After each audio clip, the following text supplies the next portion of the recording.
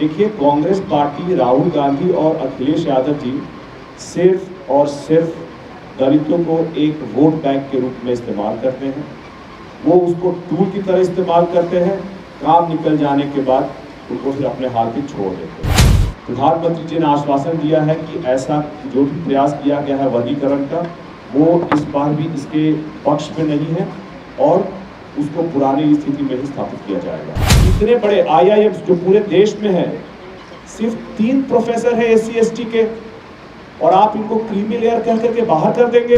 और इस बाबत कल अश्विनी वैष्णव जी का भी एक शाम में सरकार की तरफ से बयान आया कि हम लोग भी आरक्षण में वर्गीकरण के खिलाफ हैं। तो इसका मतलब ये हुआ तो ये आरक्षण चोरी का एक और चोर दरवाजे से, पीछे के दरवाजे से रास्ता निकाला गया। सुप्रीम कोर्ट पे जो डिसीजन आया, हम लोग इसके खिलाफ हैं।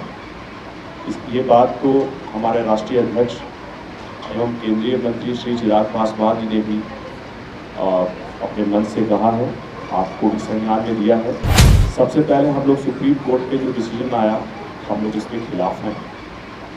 ये बात को हमारे राष्ट्रीय अध्यक्ष एवं केंद्रीय मंत्री श्री चिराग पासवान जी ने भी अपने मन से कहा है, आपको भी संज्ञान में दिया है। देखिए, अनुसूचित जाति और जनजाति ऐतिहासिक रूप से जातिगत भेदभाव, जातिगत पूर्वाग्रह के कारण, छुआछूत के कारण जो भेदभाव होता है, जो उनके साथ जातीय हिंसा होती है, समाज में बहिष्कार होता है, इसको लेकर के आरक्षण की व्यवस्था की गई थी कि हम इस समाज को जो सामान्य शिक्षा, समान आर्थिक अवसर, गरीबी उन्मूलन योजना नहीं थी, वो सामान्य अवसर के लिए थी, वो जातिवाद को खत्म करने के लिए थी, छुआछूत को खत्म करने के लिए थी। आप अब ये बताइए, इतने दिन हो गए आरक्षण को, क्या इस देश में छुआछूत खत्म हुआ? अभी तक खत्म हुआ? आज भी देश में कहीं ना कहीं छुआछूत के हमेशा आपको कोई ना कोई उदाहरण मिल ही जाते हैं। इसके बाद ये बताइए कि जो सब लोग कह रहे हैं कि जिस तरह से OBC कैटेगरी में एक क्रीमी लेयर है, उसी तरह से ये SC ST में भी वर्गीकरण किया जाए, क्रीमी लेयर के लिए किया जाए। तो आप ये बताइए कि सरकारी नौकरियों में हमारी संख्या कितनी है? जितने भी उच्च शिक्षण संस्थान हैं, उसमें कितने लोग हैं SC ST के? अगर आपको मैं एक उदाहरण दिखाता हूँ, दिलीप मंडल जी के द्वारा दिया गया था, ज़रा दिखाइए। ये रहा SC ST का, OBC का, इसमें देख लीजिए कि कितनी हमारी भागीदारी है, कितनी हमारी सहभागिता इसमें। क्या इसमें आप ये देख के बता दीजिए कि SC ST के लोग कितने हैं और कितना बड़ा इसमें है कि इसमें आप क्रीमी लेयर खोज रहे हैं। इसमें मुश्किल से इतने बड़े IIMs जो पूरे देश में है, सिर्फ 3 प्रोफेसर है SC ST के, और आप इनको क्रीमी लेयर कह करके बाहर कर देंगे। इसका मतलब ये हुआ तो ये आरक्षण चोरी का एक और चोर दरवाजे से, पीछे के दरवाजे से रास्ता निकाला गया कि क्रीमी लेयर कह करके आपको हम निकाल देंगे, और ये इसके बाद जितने भी उम्मीदवार होंगे SC ST के, उनको नॉट फिट फॉर सिलेक्शन कह करके इन पदों को किसी और तरीके से भरा जाएगा, जो कि सरासर गलत है। आज भी ये फिर सामाजिक न्याय के पक्ष में ये नहीं था, इसीलिए हमारा विरोध रहा है। और इसको लेकर के हम लोग प्रधानमंत्री जी के पास गए थे। प्रधानमंत्री जी को हमारे राष्ट्रीय अध्यक्ष जी ने बड़े ही अपने तन्मयता से उनको अच्छी तरह से इस इशू के बारे में बताया, और बताने के बाद उन्होंने उनको अच्छे से सुना, और सुनने के बाद उन्होंने ये कहा कि चिराग जी, इसमें जो भी यथासंभव होगा आरक्षण को पुरानी स्थिति में रखने के लिए, वो हम लोग करेंगे। हम लोग आरक्षण में वर्गीकरण के खिलाफ हैं, और इस बाबत कल अश्विनी वैष्णव जी का भी एक शाम में सरकार की तरफ से बयान आया कि हम लोग भी आरक्षण में वर्गीकरण के खिलाफ हैं।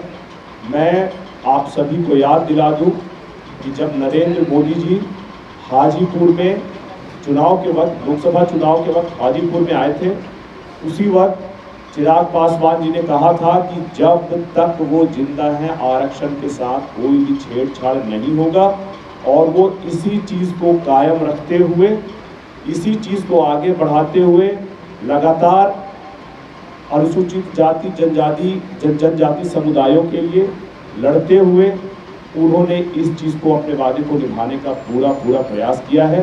इसके लिए हमारे राष्ट्रीय अध्यक्ष जी का बहुत बहुत धन्यवाद है। माननीय प्रधानमंत्री श्री नरेंद्र मोदी जी का भी बहुत बहुत धन्यवाद है। जी, अभी भी कह रहे हैं कि छुआछूत अभी भी है देश में जी, क्योंकि 10 साल से सरकार में भी आप रहे, मोदी जी की सरकार है और छुआछूत अभी भी है, जबकि सबका साथ सबका विकास होने का दावा कर रहे हैं। वहीं जो इस वर्गीकरण की आप बात कर रहे हैं, नीतीश कुमार मुख्यमंत्री जो हैं वो पहले ही दलित और महादलित बिहार में कर चुके हैं और आप दोनों के समर्थन में हैं, तो आप इस पर आप कैसे कह रहे हैं कि हम इनके खिलाफ हैं?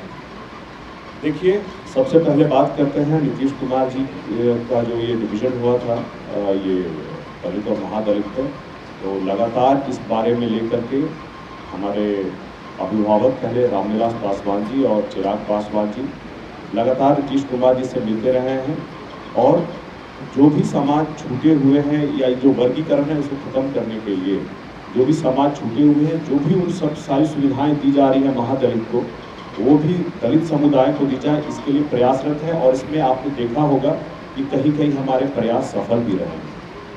दूसरी बात रही, दूसरा सवाल क्या था आपका? मोदी जी का जो 10 साल से सबका साथ सबका विकास है, मतलब कि एक छुआछूत खत्म करना है, एक जैसा है सबको विकास देना। देखिए, छुआछूत जो है एक सामाजिक समस्या है, और इसका जो हल है वो लगातार राजनीतिक तौर पे इसको, राजनीति के तौर पे ही इसको खत्म किया जा सकता है, राजनीतिक प्रयासों से ही खत्म किया जा सकता है, समाज में जागरूकता ला करके। ऐसे में जब भी आरक्षण पे किसी तरह का कोई प्रहार किया गया है, आपको याद होगा 2017 में 18 में भी ऐसे प्रयास हुए थे, और भारत सरकार ने उसको यथास्थिति में पुनर्स्थापित करने का अपना वादा पूरा किया था।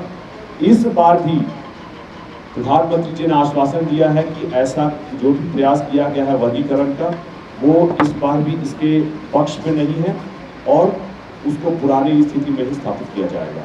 कुछ दिन पहले बजट आया था, और बजट में आप जिस तरीके से आपने IAM का एक दिखाया कितने शेड्यूल कास्ट के लोग हैं, राहुल गांधी ने भी एक ऐसे ही दिखाया था संसद में कि कितने उसमें SC/ST के लोग हैं जो बजट बनाने में है। उस समय आपका समर्थन तो उनके साथ नहीं था, आज आप दिखा रहे हैं अपना कि हमारे SC/ST के लोग कहाँ हैं, वर्गीकरण से आपको कुछ छीना, तो उनके सपोर्ट। जब सुप्रीम कोर्ट का ये डिसीजन आया वर्गीकरण का, कांग्रेस पार्टी, राहुल गांधी जी, और मैं आगे बढ़ के बोलूँगा अखिलेश यादव जी, आपने किसी का भी बयान सुना इस बारे में?